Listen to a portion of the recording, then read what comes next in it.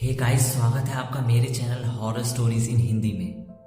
मैं हाजिर हो गया हूँ एक और नई कहानी कब्रिस्तान की चुड़ैल पार्ट 1 के साथ। आशा करता हूँ ये कहानी आपको काफ़ी पसंद आएगी। वीडियो को पूरा देखें और वीडियो को लाइक करना ना भूलें। मैं बहुत ही जल्द इस कहानी के पार्ट 2 के साथ हाजिर होऊंगा। चलिए पढ़ते हैं आज की कहानी की। मैं 28 साल का अविवाहित नवयुवक हूँ।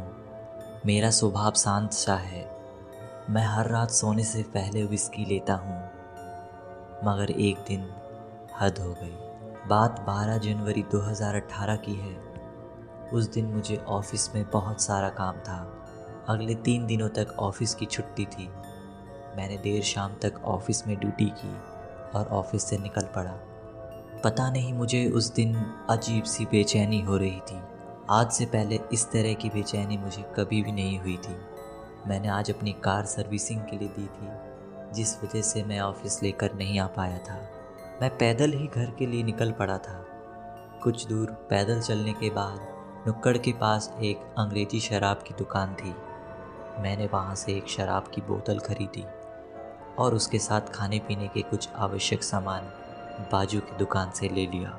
कभी कभी ऐसे ही मैं ऑफिस से पैदल घर के लिए निकल जाता था। ऐसा कई बार हुआ है। घर से ऑफिस का रास्ता आधे घंटे का है। रास्ते में भट्टी गांव पड़ता है, जहां एक बहुत ही पुराना कब्रिस्तान है। अगर सड़क को छोड़कर उस कब्रिस्तान को पार कर लिया जाए तो लगभग 20 मिनट में ही मैं अपने फ्लैट तक पहुंच जाता हूं। इस शाम को भी कुछ ऐसा ही हुआ। मैंने कब्रिस्तान से गुजरकर जल्दी घर पहुंचने का इरादा बना लिया। जब मैं कब्रिस्तान के गेट के सामने पहुंचा, न जाने मुझे ऐसा एहसास क्यों हुआ कि आज मुझे इस कब्रिस्तान से नहीं गुजरना चाहिए था। जब मेरे दिल में ये ख्याल आया तो मैं एक पल के लिए रुक गया, मगर अगले ही पल मैंने सोचा कि ये कैसी बेवकूफ़ी भरा ख्याल है। मैं पहले भी कई बार इस कब्रिस्तान से गुज़र चुका हूँ। कभी कभी आधी रात को भी दोस्तों के साथ पार्टी करके इस कब्रिस्तान से गुज़र चुका हूँ, मगर आज से पहले कभी कुछ ऐसा नहीं हुआ। आज मेरे दिल में ऐसा ख्याल कैसे आ गया? कब्रिस्तान के लोग तो सारे मर चुके हैं, ये बेचारे भला किसी को क्या नुकसान पहुंचा सकते हैं। मैंने इस विषय में सोचना छोड़ दिया और कब्रिस्तान की गेट की ओर बढ़ गया। जनवरी का महीना था और हड्डियाँ कँपकँपाने वाली भयंकर ठंड थी। रात बहुत ही सर्द थी। एक हाथ से दूसरे हाथ का पता ही नहीं चल रहा था। मैं तेजी से अपने कदम बढ़ाकर अपनी मंजिल की तरफ पहुंच रहा था। चारों तरफ खौफनाक सन्नाटा फैला हुआ था। जब मैं कब्रिस्तान के बीचों बीच पहुंचा, पता नहीं मेरे दिल में फिर से वो ख्याल आया कि मुझे इधर नहीं आना चाहिए था। मगर फिर भी मैं अपनी धुन में चलता रहा। एक पेड़ पर बहुत सारे चमगादड़ फड़फड़ाने लगे और तरह तरह की आवाज़ें निकालने लगे। ये सब सुनते ही मेरे दिल में हलचल होने लगी और उनकी आवाज़ मेरे मन में डर पैदा कर रही थी। मेरा दिल ज़ोरों से धड़क रहा था, पर मैंने अपने कदम तेज कर लिए थे। मेरे मन में बार बार ये ख्याल आ रहा था कि इस खौफनाक अंधेरे में मुझे यहाँ से नहीं गुजरना चाहिए था। इतने सर्द मौसम में भी मेरे शरीर से पसीने छूट रहे थे। अभी थोड़ी ही देर में चला ही था कि ऐसा महसूस हुआ कि कोई दबे पाँव मेरे पीछे चल रहा है। मेरे शरीर में खौफ और डर की लहर दौड़ गई। सचमुच मैंने महसूस किया कि कोई मेरे पीछे चल रहा है। मेरे माथे से पसीने की बूंदें गिरने लगी।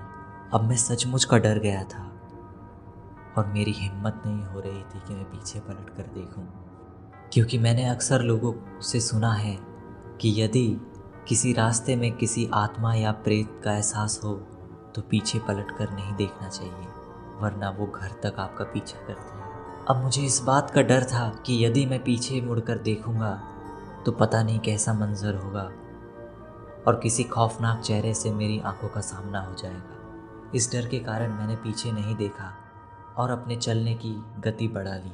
कुछ दूर ऐसे ही डर के चलते चलते मुझे मेरा फ्लैट नज़र आने लगा। मैंने राहत की सांस ली और मन ही मन भगवान का शुक्रिया अदा किया।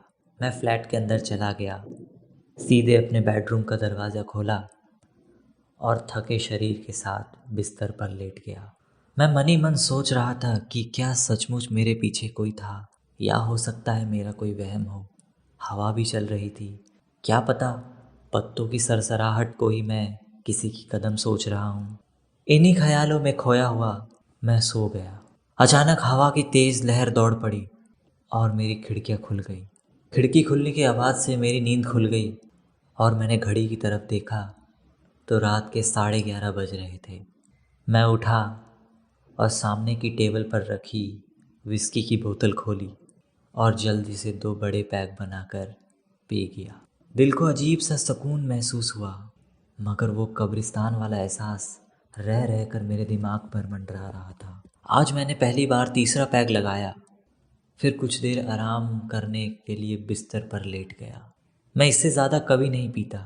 धीरे धीरे विस्की का नशा मेरे दिलो दिमाग पर छाने लगा। अब मैं कब्रिस्तान वाला डर अपनी दिमाग से निकाल चुका था। अचानक मेरे मन में ख्याल आया कि क्यों ना आज रात मुझे भैया और भाभी के साथ बितानी चाहिए। काफ़ी समय हो गया है और मैं उनसे मिला भी नहीं हूँ। मैंने खाना खाकर वहाँ जाने का फ़ैसला किया। मैंने फिर से घड़ी की तरफ देखा तो रात के 1 बज चुके थे। सोचा कि अभी निकल जाता हूँ, जिससे कल और परसों का वक्त उनके साथ अच्छा कट जाएगा। लेकिन जाने से पहले मैंने सोचा कि एक बार भैया को कॉल करके सूचना दी जाए, लेकिन उन्होंने मेरे कॉल का जवाब नहीं दिया। मैंने दोबारा उनको कॉल बैक किया, लेकिन मेरी बैटरी डिस्चार्ज हो गई। मैंने तुरंत अपने मोबाइल को चार्जिंग पर लगाया और सोचा कि भैया की कॉल बैक आने का वेट करता हूँ, तब तक क्यों ना खाना खा लिया जाए। मैं खाना गर्म करने के लिए बस उठा ही था कि अचानक बिजली चली गई। बिजली जाने से अचानक मेरे मन में एक डर पैदा हुआ। खिड़की से बाहर झांक कर देखा तो असहनीय ठंड और चारों तरफ गहरा अंधेरा छाया हुआ था। मैंने मेज़ की दराज को खोलकर मोमबत्ती निकाली और खाना गर्म करने लग गया। खाना गर्म करके मैं जैसे ही टेबल पर पहुंचा कि मैंने सोचा कि एक और पैक बना लिया जाए। पीने के बाद जैसे ही मैं खाने की तरफ बढ़ा, अचानक मेरे दरवाजे पर एक दस्तक हुई। मैं चौंक गया। मैंने दीवार की घड़ी पर देखा तो रात के 1:30 बज रहे थे।